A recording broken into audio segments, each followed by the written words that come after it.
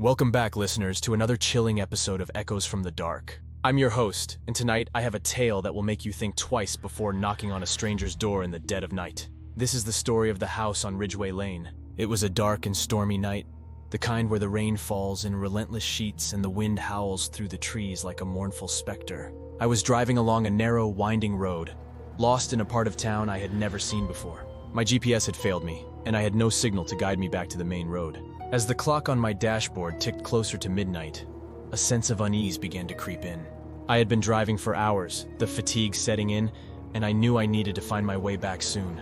That's when I saw it, a faint light flickering in the distance. Desperation outweighed my fear, and I decided to seek help at the old house standing ominously at the end of Ridgeway Lane. The house was ancient, its paint peeling and windows dark.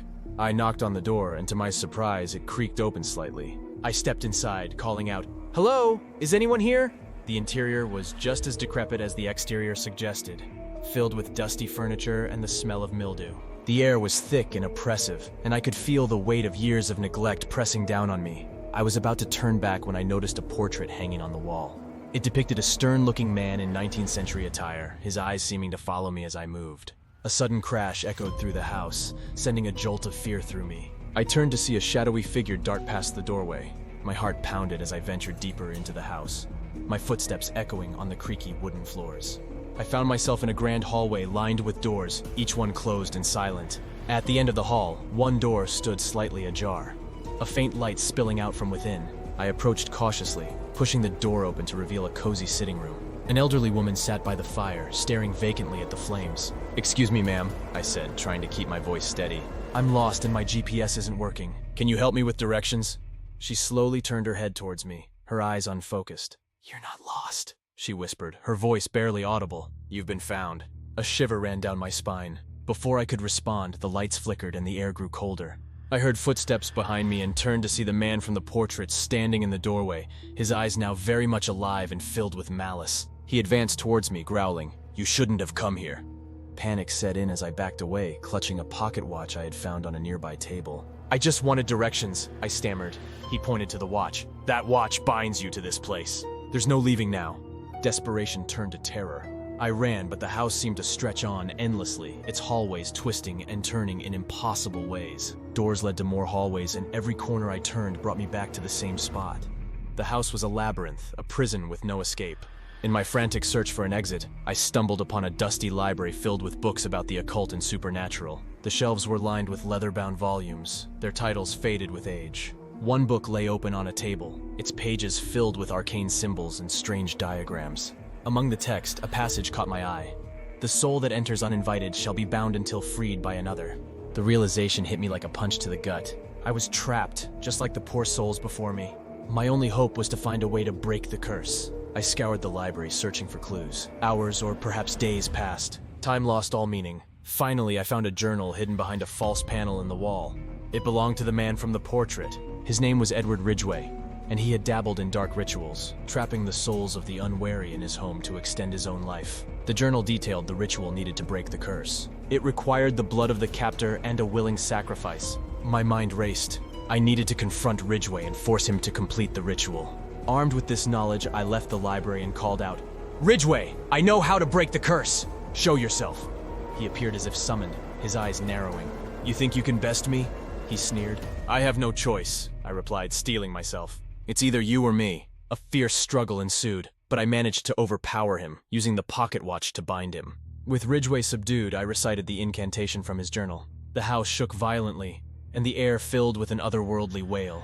As the ritual reached its climax, Ridgeway let out a final anguished scream and vanished. The house fell silent, and I felt a strange sensation wash over me. I looked around and realized the hallway had returned to its original form, the front door now visible.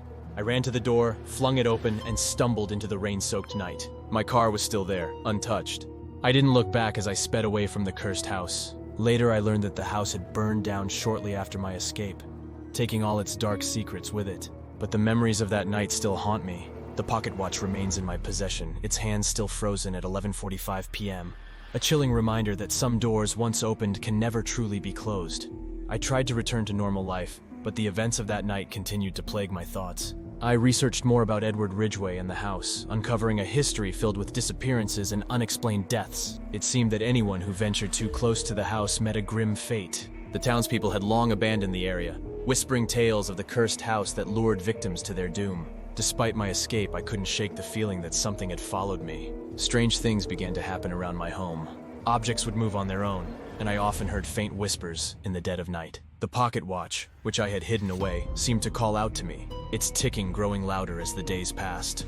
One night, as I lay in bed, I heard the unmistakable sound of the watch ticking. I retrieved it from its hiding place, hoping to find some clue I had missed. As I examined the watch, I noticed an inscription on the back that I hadn't seen before. It read, "Time is a circle, and the end is the beginning." The words sent a chill through me, their meaning both cryptic and ominous. Determined to find answers, I returned to the site where the house once stood. The charred remains of the structure were barely visible, swallowed by overgrown vegetation.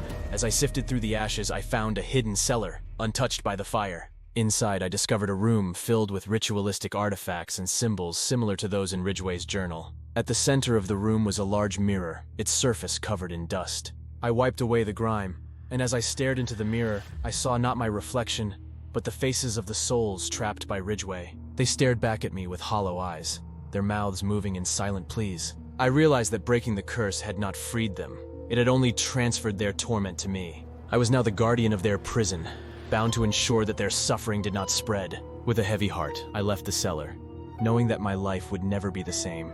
The pocket watch remained a constant reminder of my fate, its ticking a countdown to an uncertain future. Sometimes, late at night, I hear a faint ticking sound, as if the watch is counting down to something I pray will never come. Thank you for joining me on tonight's episode of Echoes from the Dark. Until next time, stay safe and stay away from the shadows.